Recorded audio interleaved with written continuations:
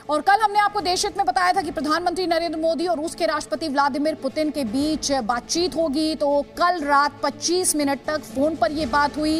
ये बातचीत वॉर को लेकर थी। इन 25 मिनट में क्या हुआ, हो सकता है कुछ बातें आपको पता हो, लेकिन 25 मिनट की सारी बातें हम आपको बताएंगे हमारी इस रिपोर्ट के माध्यम से।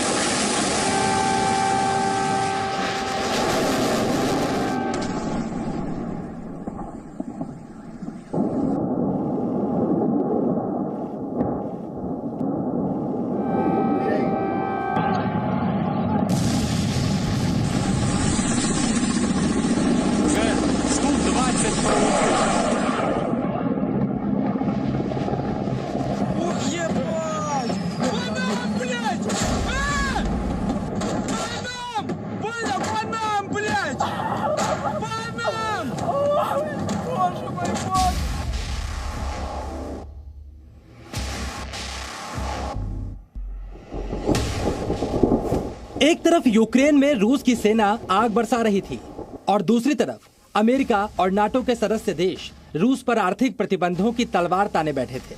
रणनीति और कूटनीति के दोहरे मोर्चे पर उलझे रूस के राष्ट्रपति व्लादिमीर पुतिन को इस मुश्किल घड़ी में अपने सबसे भरोसेमंद साथी भारत के प्रधानमंत्री नरेंद्र मोदी की याद आई। आमने सामने की मुलाकात के लिए ना तो वक्त था और ना ही माहौल।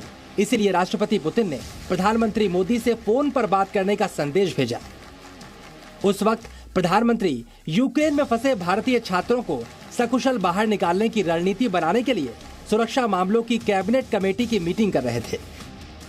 मीटिंग से फुर्सत मिलते ही उन्होंने राष्ट्रपति पुतिन का फोन कॉल अटेंड किया और उन्होंने रूस को शांति का वही मंत्र समझाया जिसे वो युद्ध का सबसे बेहतर विकल्प मानते हैं।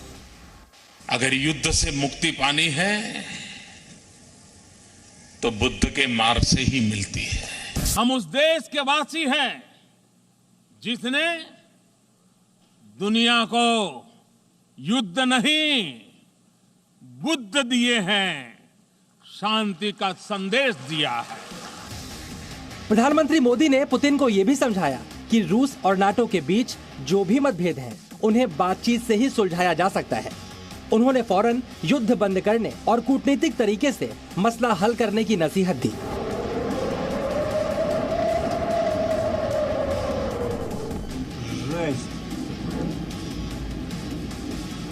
इस पर पुतिन ने सफाई दी और विस्तार से समझाया कि उन्हें यूक्रेन पर हमला क्यों करना पड़ा।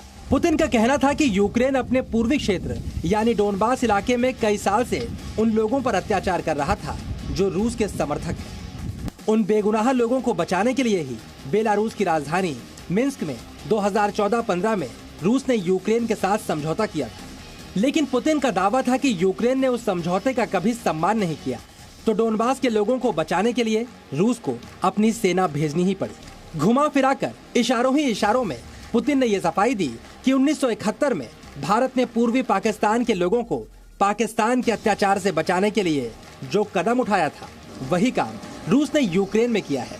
मतलब ये कि रूस के लिए यूक्रेन का पूर्वी इलाका अब नया बांग्लादेश है, जिसके दो क्षेत्रों डोनेत्स्क और लुहांस्क को पुतिन ने 21 फरवरी को ही स्वतंत्र घोषित कर दिया था।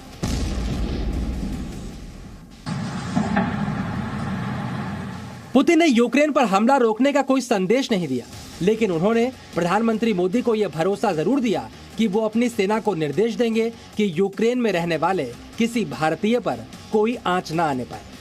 लगभग 25 मिनट की बातचीत इस नोट पर खत्म हुई कि भारत और रूस मौजूदा संकट में एक दूसरे के संपर्क में रहेंगे।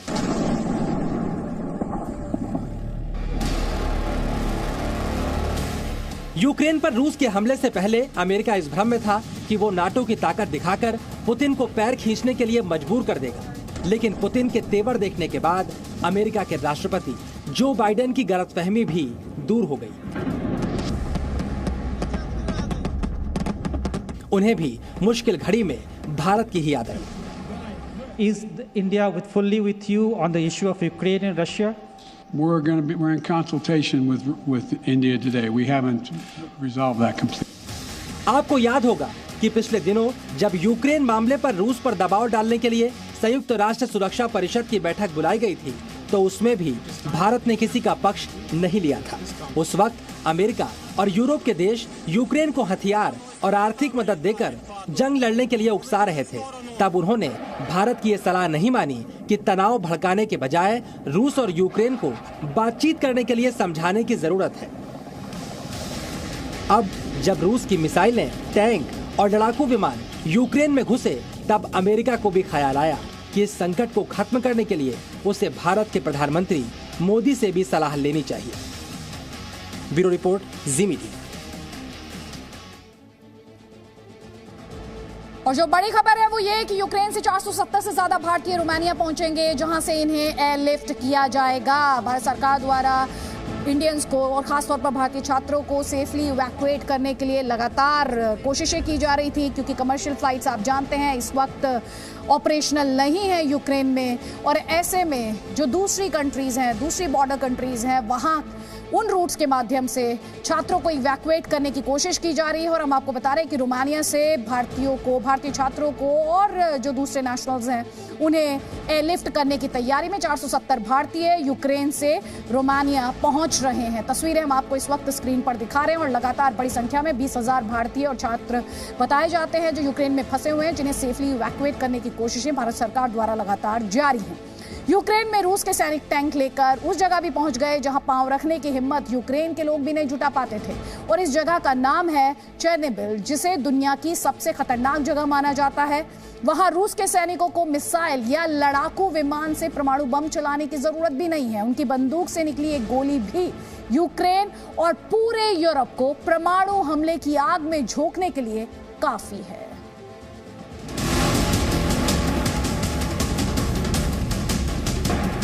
यूक्रेन के कई शहरों में रूस की सेना के टैंक दौड़ रहे हैं, लेकिन इन टैंकों की दहाड़ उनमें सबसे अधिक डरावनी है।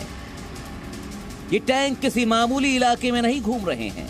ये टैंक यूक्रेन के चेर्नोबिल में घुस गए हैं, जिसे पूरी दुनिया का विनाश लोक माना जाता है। चेर्नोबिल में टैंक तो दूर, किसी इंसान का पैदल चलना भी मना है। पिछले 36 साल से चेर्नोबिल का 2600 वर्ग किलोमीटर का इलाका एक्सक्लूजन जोन घोषित है, यानी ऐसा इलाका जहां जाना ही नहीं बल्कि वहां की हवा में सांस लेना भी जानलेवा है, क्योंकि चेर्नोबिल के इस इलाके में वही जहर फैला हुआ है जो परमाणु बम से फैलता है। यहां की हवा में रेडियो एक्टिव रेडिएशन है। दूसरे विश्व युद्ध के बाद की सबसे बड़ी परमाणु त्रासदी का गवाह चेर्नोबिल शहर ही तो है। सोवियत संघ के जमाने में चेर्नोबिल में एक परमाणु बिजली घर बनाया गया था, जिसके चौथे रिएक्टर में 26 अप्रैल 1986 को धमाका हो गया था। उस धमाके की चपेट में आकर 100 से ज्यादा लोगों की मौत उसी समय हो गई थी। आरोप है कि सोवियत संघ ने शुरुआत में चेर्नोबिल न्यूक्लियर प्लांट में विस्फोट को छुपाने की कोशिश की, लेकिन यहां से रेडिएशन फैलता गया, जिसकी चपेट में यूक्रेन, रूस, बेलारूस के अलावा Sweden, Austria, Finland, Norway, Switzerland, Bulgaria, Greece, Italy, Slovenia और मोल्डोवा तक भी आ गए। माना जाता है कि चेर्नोबिल परमाणु प्लांट में हादसे के बाद रेडिएशन की वजह से अब तक कम से कम 5000 लोगों की मौत हो चुकी है। चेर्नोबिल न्यूक्लियर प्लांट के आसपास के इलाके में जबरदस्त परमाणु रेडिएशन है। परमाणु रेडिएशन अगले 20,000 साल तक जारी रह सकता है।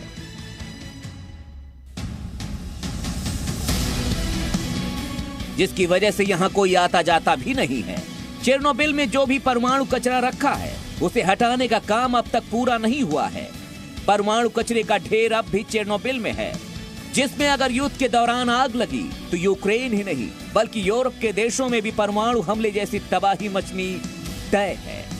चेर्नोबिल में रूस के टैंक घुसने के बाद ये दावा भी किया जा रहा है कि वहां रेडिएशन का लेवल बढ़ गया है। इससे अमेरिका की बौखलाहट भी बढ़ चुकी है। उसने चेर्नोबिल में रूस के कब्जे को अवैध और बेहद खतरनाक माना। We are outraged by credible reports that Russian soldiers are currently holding the staff of the Chernobyl facilities hostage. This unlawful and dangerous hostage taking, which could upend the routine civil service efforts required to maintain and protect the nuclear waste facilities, is obviously incredibly alarming and greatly concerning. We condemn it and we request their release. In terms of a further assessment, I don't have anything more on that from here. हालांकि रूस की सेना का दावा है कि Chernobyl उसके कब्जे में पूरी तरह सुरक्षित है और वहां रेडिएशन का लेवल भी सामान्य है। उसने ये भी बताया कि चेरनोबिल न्यूक्लियर प्लांट की निगरानी करने वाले कर्मचारी अपना काम पहले की तरह ही कर रहे हैं। Вчера, 24 февраля, подразделениями воздушно-десантных войск России взята под полный контроль территория в районе Чернобыльской АЭС. С военнослужащими отдельного батальона охраны атомной электростанции Украины достигна договоренность о совместном обеспечении безопасности энергоблоков и саркофага Чернобыльской атомной электростанции. Радиоактивный фон в районе АЭС в норме. Персонал станции продолжает обслуживать объекты атомной электростанции в штатном режиме и отслеживает радиоактивную обстановку. Совместные действия российских десантников и украинских военнослужащих батальона охраны АЭС по обороне станции является гарантией того, что националистические формирования или другие террористические организации не смогут воспользоваться. जानकार मानते हैं कि रूस की सेना ने चेरनोबिल पर कब्जा करने की रणनीति पहले ही बना ली थी। उसे यूक्रेन की राजधानी कीव पर जल्द से जल्द पहुंचना था और वहां तक जाने का शॉर्टकट रास्ता चेरनोबिल ही था। यूक्रेन का ये वीरान शहर बेलारूस की सीमा से केवल 150 किलोमीटर दूर है, जबकि चेरनोबिल से कीव की दूरी महज 90 किलोमीटर ही है। बेलारूस में रूस के सैनिक युद्ध अभ्यास के नाम पर 4 महीने पहले से तैनात थे। अगर वो दूसरे रास्ते से आगे बढ़ते तो कीव पहुंचने के लिए उन्हें कम से कम 500 किलोमीटर चलना पड़ता। उससे बचने के लिए रूस के सैनिकों ने चेरनोबिल जाने का खतरा उठाया, जिन्हें देखने के बाद अमेरिका और यूरोप की सांसें अटक गई हैं कि अगर युद्ध की चिंगारी भी परमाणु कचरे तक पहुंच गई तो जाने क्या होगा। ब्यूरो रिपोर्ट, जी न्यूज। और जी न्यूज पर इस वक्त की बड़ी खबर हम आपको दे रहे हैं। रशियन प्रेसिडेंट व्लादिमीर पुतिन ने एक इंपॉर्टेंट शर्त रखी है, अहम शर्त रखी है। वो यूक्रेनियन मिलिट्री से ये कह रहे हैं कि पावर यूक्रेनियन मिलिट्री जो है, यूक्रेनियन फोर्सेस जो हैं वो अपने हाथ में ले ले। यानी सीधा सीधा मतलब जो पॉलिटिकल लीडरशिप है, यानी प्रेसिडेंट ज़ेलेंस्की है, उनको हटना होगा। और पुतिन कह रहे हैं यूक्रेन के फोर्सेस से कि पावर कंट्रोल यूक्रेनियन फोर्सेस अपने हाथ में ले ले। ये बातचीत के लिए व्लादिमीर पुतिन, रूस के राष्ट्रपति, उनकी ये बड़ी शर्त। जी न्यूज पर इस वक्त की बड़ी खबर हम आप तक पहुंचा रहे हैं। यूक्रेन लगातार रशिया से बातचीत की कोशिशें कर रहा है और उस पर पहले आपने एक खबर देखी कि क्रेमलिन द्वारा यह कहा गया कि हथियार डाले यूक्रेनियन फोर्सेस। और अब जो बड़ा स्टेटमेंट आ रहा है व्लादिमीर पुतिन का, उसमें वो ये कह रहे हैं कि जो मौजूदा पॉलिटिकल लीडरशिप है उसे हटना होगा और यूक्रेनियन मिलिट्री कंट्रोल, सत्ता, पावर सब अपने हाथ में ले ले।